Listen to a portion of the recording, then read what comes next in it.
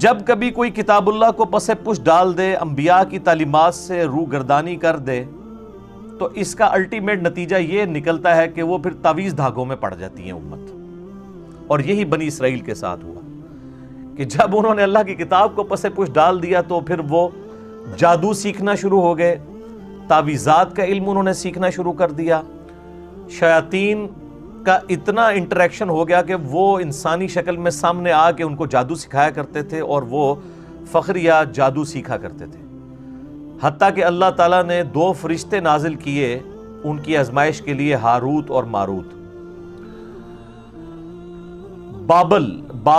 بابل شہر کا نام ہے، عراق کے اندر آج بھی ہے، بیبلونیا، اس شہر کے اندر. اور وہ فرشتے جب کبھی بھی کوئی ان کو اس طرح کے عملیات سکھاتے تھے تو ساتھ وہ یہ کہتے تھے کہ ہم تمہاری آزمائش ہیں، یہ علم نہ سیکھو. پھر بھی وہ یہ علم سیکھا کرتے تھے. تو اس میں ہاروت اور ماروت کا کوئی قصور نہیں تھا. اور یہ جو اسرائیلی روایتیں ہیں کہ وہ کسی عورت پر عاشق ہو گئے تھے اور آج بھی وہ فرشتے الٹے لٹکے ہوئے ہیں کسی کنویں کے اندر، وہ کنواں بھی بنایا ہوا ہے، بالکل جھوٹ ہے. قرآن کا واضح فتویٰ ہے کہ فرشتے کبھی بھی اللہ کے حکم کی سرتابی نہیں کرتے. شیطان نے اس لیے حکم عدولی کی کہ وہ جنات میں سے تھا. کان من الجن ففسق عن امر ربی، وہ جنوں میں سے تھا. سورۃ الکہف آیت نمبر 50. اس لیے اس نے اپنے رب کے حکم کی نافرمانی کی.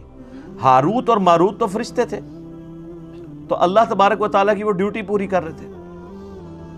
تو اب اسی کانٹیکسٹ میں یہ اگلی آیت ہے، بڑی اہم ترین آیت، سورۃ البقرہ کی آیت نمبر 102. وَاتَّبَعُوا مَا تَتْلُو الشَّيَاطِينُ عَلَى مُلْكِ سُلَيْمَانَ، اور پیروی کرنے لگے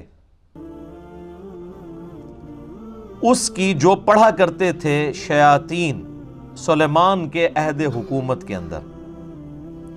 نہیں، شیاطین زمین پہ اترتے تھے، لوگوں کو جادو سکھایا کرتے تھے، تو لوگ ان جادوگروں کی پیروی کرنا شروع ہو گئے. اللہ کی کتاب کو انہوں نے پس پش ڈال دیا. وما کفر سلیمان، اور سلیمان علیہ السلام نے کفر نہیں کیا. یعنی یہ اللہ تعالیٰ نے کلیئر کیا، کیونکہ بنو اسرائیل میں ایسے لوگ بھی تھے کہ جو حضرت سلیمان علیہ السلام سے بھی بغض رکھتے تھے، اور وہ سمجھتے تھے کہ حضرت سلیمان علیہ السلام بھی ایکسیز آف ایول ہیں، کیونکہ ان کو بھی جو معجزات ملے ہوئے تھے وہ ان کو جادو سمجھتے تھے. ظاہر ہے سلیمان علیہ السلام کے بارے میں میرا کلپ ڈیٹیل ریکارڈ ہوا ہے، تخت بلقیس والا. پرندوں کی بولیاں وہ جانتے تھے، ہوا ان کے حکم سے چلتی تھی. اللہ تعالیٰ فرماتا ہے ان کی صبح کی جو مسافت ہے وہ 1 مہینے کے برابر ہوتی تھی اور شام کی 1 مہینے کے برابر. پہاڑ ان کے والد کے ساتھ، حضرت داؤد علیہ السلام کے ساتھ تسبیح کرتے تھے. اور پرندوں کی بولیاں کیا، ہد ہد ان کا جو تھا وہ ان کا سمجھ لیں کہ ایئر چیف تھا. تو اس قدر غیر معمولی صلاحیتیں ان کو حاصل تھیں کہ بعض لوگوں کو یہ گمان ہوا کہ یہ بھی جادوگر ہے. تو اللہ تعالیٰ نے حضرت سلیمان علیہ السلام کی کلیریفیکیشن دی ہے کہ سلیمان علیہ السلام کو جو کچھ دیا گیا وہ جادوگری نہیں تھی بلکہ وہ معجزات تھے. وما کفر سلیمان، سلیمان نے کوئی ایسا کفر نہیں کیا. ولکن الشیاطین کفروا، لیکن شیاطین کفر کرتے تھے. یعلمون الناس السحر، وہ لوگوں کو سحر جادو سکھایا کرتے تھے. وما انزل علی الملکین، اور جو ہم نے نازل کیا تھا 2 فرشتوں پر، بابل شہر کے اندر، ہاروت و ماروت.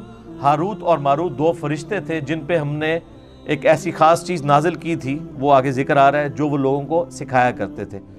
وما يعلمان من احد حتى يقولا، اور وہ اس وقت تک کسی کو وہ علم نہیں سکھاتے تھے جب تک کہ یہ کلیئر نہ کر دیں کہ یہ جو تم علم ہم سے سیکھ رہے ہو یہ فتنے والا علم ہے، یہ علم سیکھنا حرام ہے، یہ کفر ہے، یہ اللہ کی نافرمانی ہے.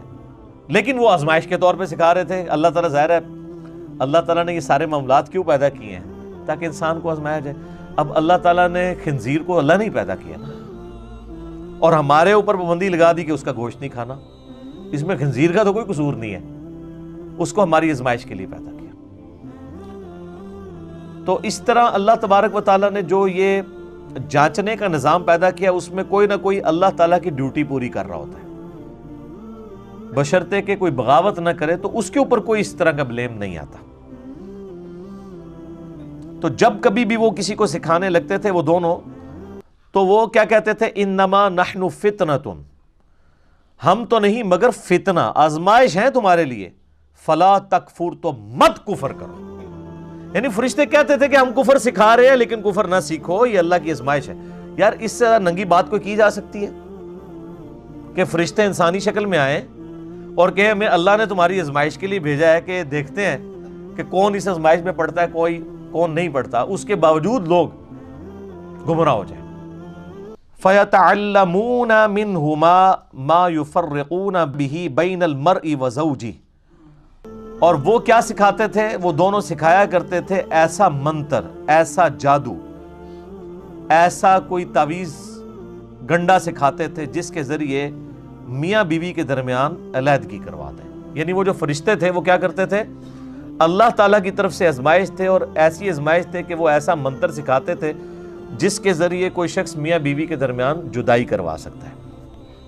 تو اللہ تعالیٰ فرماتا ہے وَمَا هُمْ بِضَارِّينَ بِهِ مِنْ أَحَدٍ إِلَّا بِإِذْنِ اللَّهِ، وہ ضرر نہیں پہنچا سکتے تھے اس جادو اور منتر کے ذریعے مگر جب اللہ چاہے۔